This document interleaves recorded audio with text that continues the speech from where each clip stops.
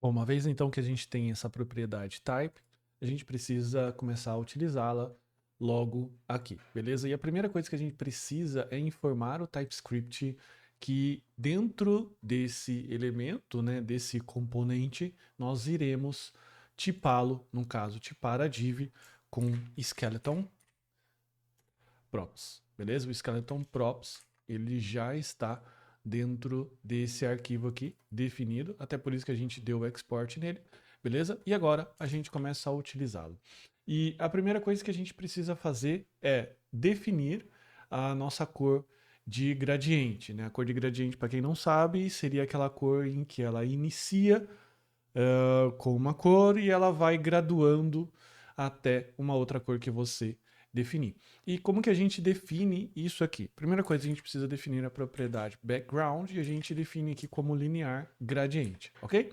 E aqui no linear gradiente a gente vai adicionando as cores e separando-as com vírgula. Então a primeira coisa que eu preciso fazer é o seguinte, olha só, definir qual vai ser a orientação, que aqui seria 90 graus, ok? E aqui quais são as cores. Eu já vou colocar aqui uma vírgula para definir a próxima propriedade, que seria a cor. Então aqui a cor a gente vai puxar do tema, né? Então a gente vai colocar aqui, ó, tema, e a gente vai colocar aqui nesse caso theme colors.gray 900, ok? E a gente vai definir que esse cara aqui ele vai iniciar de 0%. Vai iniciar lá no comecinho, beleza? O próximo agora seria essa cor, a 0A, que ela vai ficar basicamente, eu vou colocar só mais uma vírgula, vai ficar basicamente na metade, ó, em 40%. E a próxima é exatamente essa, só que ela vai ficar aqui em 100%. Perfeito? Então, só revisando aqui, o background vai ser linear, ele vai ser horizontal, ele vai ser a primeira cor Gray 900, depois ele vai passar por essa cor que é que é um pouquinho diferente, levemente diferente do Gray 900, depois ele vai voltar para o Gray 900 para que ele faça uma faixinha ali no meio do elemento. Lembrando que isso daqui é importante para que depois a gente possa fazer aquela animação dele fazendo aquele highlighting, sabe? Daí ele passando aquele gradiente. A gente vai colocar aqui também background size sendo 200%. E o próximo seria border radius sendo aqui 4 pixels. Esse skeleton element ele vai servir para título, texto, imagem e thumbnail, beleza? Por isso que ele tem essas definições aqui. Agora, o próximo passo que a gente precisa fazer é definir a animação. Como que a gente faz a animação? A animação no CSS utiliza a técnica de keyframes. Então, keyframes ou keyframes, a gente declara ele aqui como, por exemplo, shimmer effect. O efeito é o nome do efeito que foi dado àquela animação. E aqui a gente vai colocar o keyframes e a gente vai adicionar aqui algumas variações, ok? Então, quando ele estiver em 0%, ou seja, quando o nosso keyframe iniciar a 0%, ele vai de 0 a 100, eu vou definir o meu background position como 0, beleza?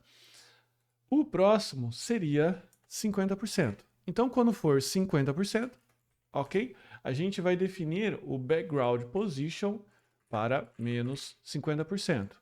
Quando ele for 75%, nós iremos definir para menos 125%, e quando ele for 100%, ele volta para o menos 200. Então, o Shimmer Effect, quando ele é aplicado, ele cria aquela sensação de highlight, de algo na horizontal sendo percorrido, ok? E dando a sensação de uma barra de progresso, que é basicamente isso que a gente precisa dar a sensação para o usuário, falando assim, olha, barra de progresso, nós estamos carregando aqui, fique tranquilo que daqui a pouco já vai iniciar as coisas. E para ativar esse efeito, a gente vai colocar aqui o Animation, ok? E a gente vai colocar aqui qual é a animação. No caso, seria o Shimmer Effect. E aqui a gente vai falar que vai ter um segundo Linear Infinity, para que ele fique infinitamente carregando num tempo de 1 segundo. Você pode aumentar isso ou pode diminuir esse tempo, daí ele vai ficar dando até a impressão que ele está carregando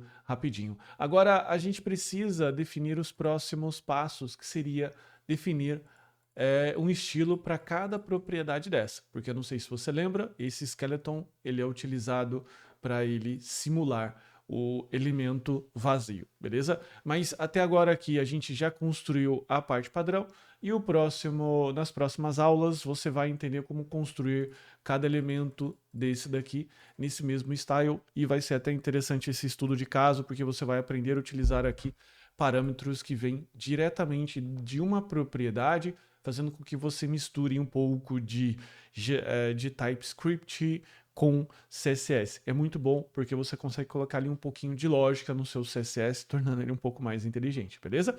Então é isso, segue aqui comigo na próxima aula.